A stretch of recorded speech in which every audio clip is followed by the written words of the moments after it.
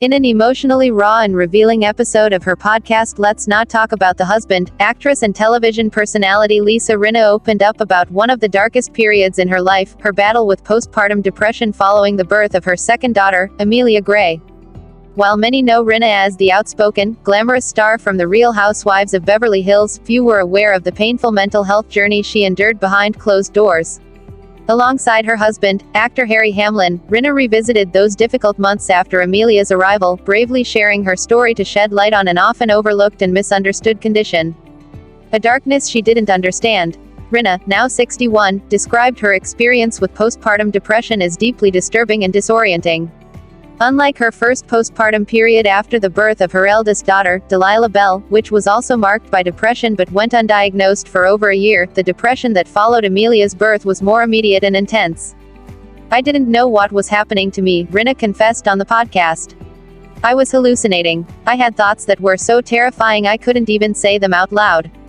These hallucinations included violent imagery, visions of crashing her car into a wall or seeing knives, and, most alarmingly, thoughts of harming herself or others. At one point, she even threatened Harry Hamlin, which became the turning point that led him to intervene. A husband's wake-up call. Hamlin, recognizing something was seriously wrong, urged Rinna to reach out to her OB-GYN. That call led to her being prescribed antidepressants, which Rinna says saved her life. However, as many who've battled depression know, the medication didn't work overnight. It took weeks before she began to feel any sense of relief, and during that time, she says she felt completely psychotic. She wasn't herself, Hamlin shared. "It was like she was someone else entirely, someone lost in a storm we couldn't see." Understanding postpartum depression. Rinna's story is a stark reminder that postpartum depression isn't just baby blues. It's a severe and potentially life-threatening mental health condition that affects not only the new mother but her family as well. According to medical experts, postpartum depression can include symptoms such as persistent sadness or hopelessness, severe mood swings, anxiety or panic attacks, intrusive thoughts, sometimes violent or self-harming, difficulty bonding with the baby, sleep disturbances or extreme fatigue. What makes Rinna's story particularly important is how it highlights the more extreme, lesser-known symptoms of postpartum psychosis, a rare but serious condition that can include hallucinations and delusions.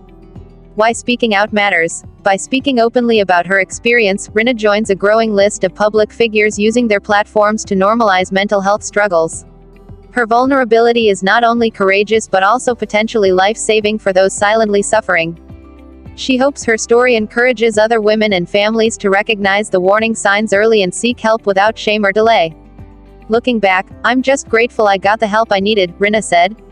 "But I want other women to know, if you feel off, if something doesn't feel right, trust that. Speak up. You're not alone." Lisa Rinna's story is one of resilience, love, and the power of awareness. In a society that still stigmatizes mental illness, especially among mothers, her honesty is a powerful step toward change. If you or someone you know is struggling with postpartum depression, don't wait. Reach out to a medical professional, therapist, or trusted loved one. You deserve support, healing, and hope.